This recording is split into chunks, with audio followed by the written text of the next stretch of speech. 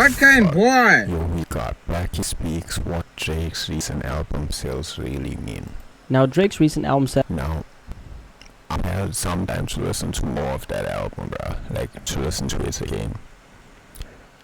And my songs went from 2 out of 21 to 1 out of 21, boy. That album was ass, boy. Sales and what they really mean. As some of y'all might know, Drake just dropped an album recently. Well, technically, it's a collab project with Canadian singer PartyNextDoor. There's been a lot of discussions around these sales, with a lot of different opinions floating around. I don't really give a fuck about sales when it comes to albums, boy. If it's a good album, I'm gonna listen to that shit, man. This shit was not a good album, bro. About what they really mean. And in this video, this shit was also known for Drake album than a PartyNextDoor album, bro. So I want to have an objective conversation about the topic at hand. Album, now, Drake is in a very interesting place in his career. Numbers-wise, he's still one of the most successful rappers on the planet, along with his biggest rival, Kendrick Lamar. And despite what some people might want to believe, it's undeniable that Drake still holds a strong position in the game. However, the way people view him right now is more divided than ever. And that, of course, is a direct result of his ongoing feud with Kendrick. I've noticed that there isn't really a lukewarm response to Drake these days. You either love him or hate him, and honestly, that's nothing new. Drake has always been a very polarizing artist on a personal level. Despite the fact that his music appeals to such a wide demographic, that's actually what has allowed him to dominate for so long. But over the past year, the reception towards him has been noticeably more split. A lot of people feel very strongly about him, either in support or completely against him. And personally, I land somewhere in the middle, though I'd say I lean more towards liking him than not. Practically, I grew up on his music since I used to be a very big Young Money fan back in the day. And around 2015, 2016, after the ghostwriting rumors, or maybe not rumors, right? And going into views, I started gravitating less towards Drake's music. Now, I think I kind of thought up my perception of Drake because I ain't never listened to reviews or that shit with the writing and the dinner table one, boy. I only listen to Follow the Dogs, the 21 shit, and probably another one. Those are the only albums I ever listened to of Drake's fully through. So I think I just fucked up my perception of Drake, bro.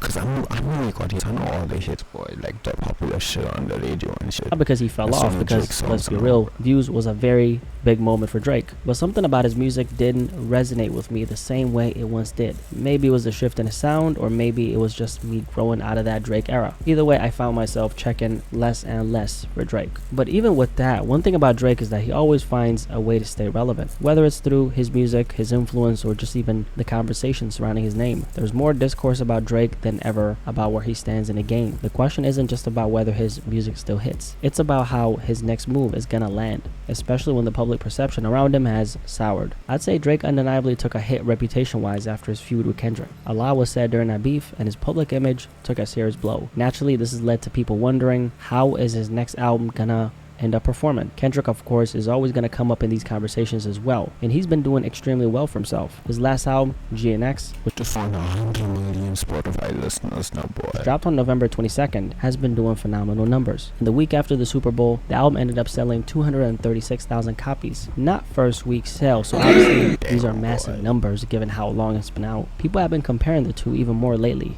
especially after Kendrick's Super Bowl boost. His album and Not Like Us is still reaching a lot of people, and that momentum is feeding into success. So naturally the question has been, what about Drake though? You know, that's the $1,000,000 question. Drake recently dropped a collab project with PartyNextDoor, which has been the talk of the town. The project, titled Some Sexy Songs for You, is without a doubt a record for the women. As a matter of fact, the album was released on Valentine's Day, which is basically International Loverboy Day at this point, right? And that's a fitting marketing move for Drake, considering his music and, you know, his brand. PartyNextDoor, as most people know, is an artist who's always thrived in that smooth, atmospheric R&B space. So when you really think about it, the way they dropped this project makes a lot of sense. Sonically, it delivers exactly what you would expect from a PartyNextDoor and Drake collab album. They've always had great chemistry, and I ain't gonna lie, that solo PartyNextDoor song on the album was fire. I won't lie.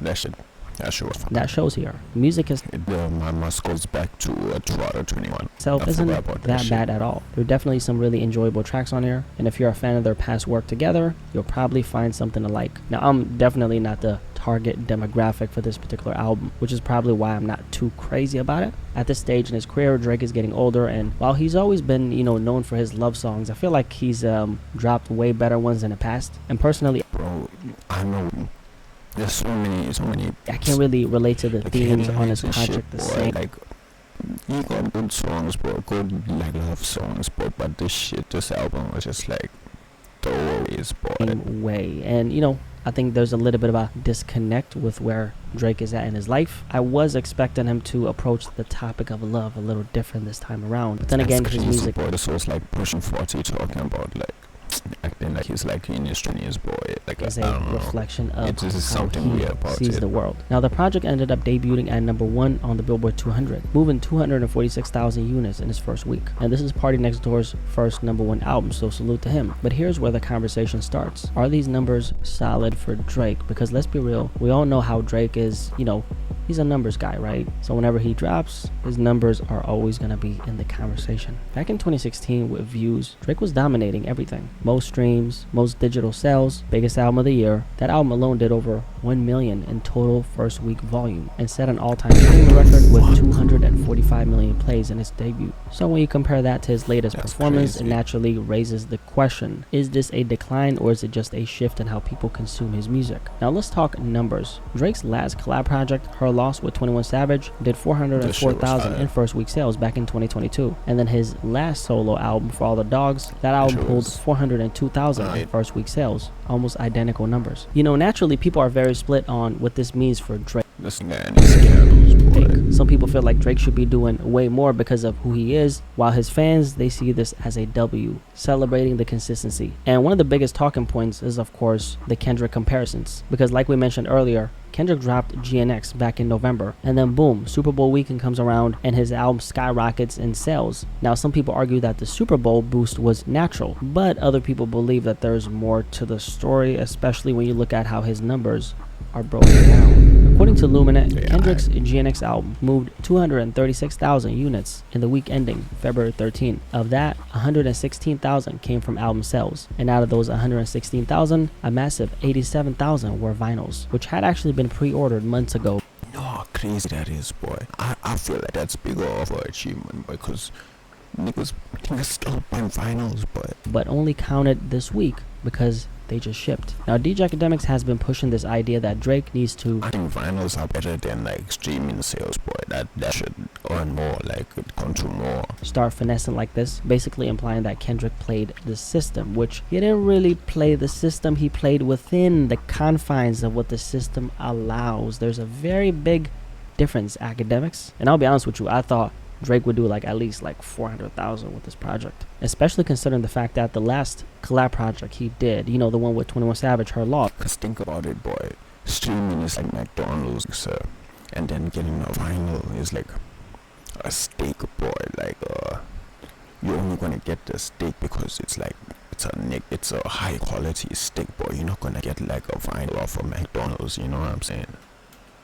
That one did around the same number, and For All the Dogs followed suit. Now, in Drake's defense, a lot of people are saying, well, this is a collab This nigga album with Party Next Door, not 21 Savage. And that's true. 21 Savage is way bigger than Party Next Door. And naturally, you'd expect different numbers, right? But at the same time, Drake is still Drake. He was the machine pushing Her Loss, and he's very much the same machine pushing this project as well. And you know what I was also thinking about? I was thinking about how if this album dropped on Valentine's Day, let's say back in 2018 or 2019, this project would have easily cleared 400,000 first week. No questions. I mean, the marketing angle alone, a Drake and Party Next Door R&B project dropping on Lover's Day?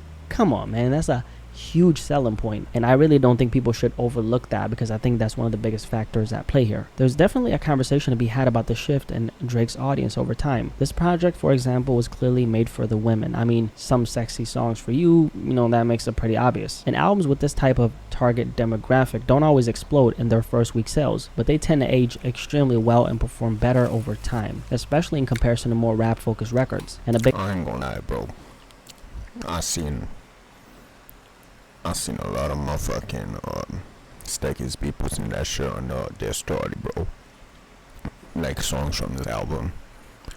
And for some reason, I've been seeing a hella fucking Party Next Door using. Big part of that comes down the stories and shit. To consumer behavior. Women as a whole, they tend to be better long-term consumers when it comes to music. They'll listen to something today and still have that on repeat months later, right? Meanwhile, men were more likely to jump on an album early, run through it, and then move on to the next thing. That difference in engagement can have a major impact on how an album's success plays out over time. Obviously, the bigger the moment, the bigger the longevity an album is going to have in the long run. When you look at Drake's older music, who's still keeping those records alive? It's obviously women, mainly. A lot of his biggest hits, especially the ones that have stood the test of time, are the R&B driven, emotionally charged records that resonate more with women than men. Those are the songs still getting played years later, still showing up on playlists, still getting streamed consistently. And that's why a project like Some Sexy Songs for You could end up aging better than people think. It might have not exploded out the gate, but over time, it could quietly rack up major numbers just because of the way his audience engages with this type of music. Also on top of this, this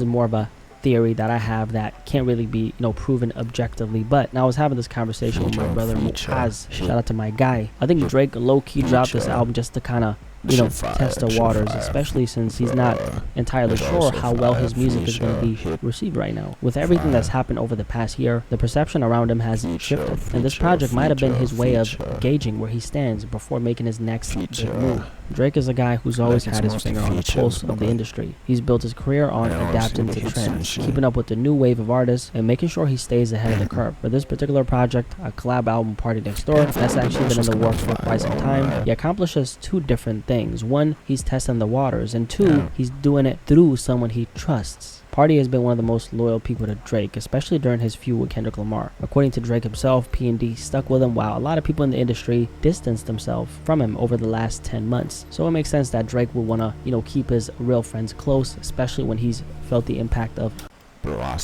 throw a pity party for Drake here. He's worth hundreds of millions, so he's good, okay? But this past year has been very rough for Drake, right? Yeah, I was gonna say Kendrick really throw into making a fucking album with an OVO member. He's been accused of all kinds of things. He's had his name dragged through the mud, and I'm sure, he's had to sit with all that. Because no matter how much money you have, you can't completely isolate yourself from public perception, and you can't really isolate yourself from a guy screaming that you're in a lot of ways, this has been the worst year of his career. At the height of his success, here comes Kendrick and says all these things, right? And even though I don't think Drake lost a bigger war per se, because he's still an undeniable icon in the industry, he did lose a battle that had a real impact on how people view him. So when you really think about it, this project wasn't just a casual drop. I think Drake strategically released this album to test the market, to see where he stands, to keep his foot in the industry, and to remind people that he's still here. And also, dropping this project allows Drake to refocus on his core audience. Women, because a lot of this beef talk, let's just keep it real, most women don't care, okay? They don't give two shits about this, unless we're talking about the purists. The average female listener isn't sitting around dissecting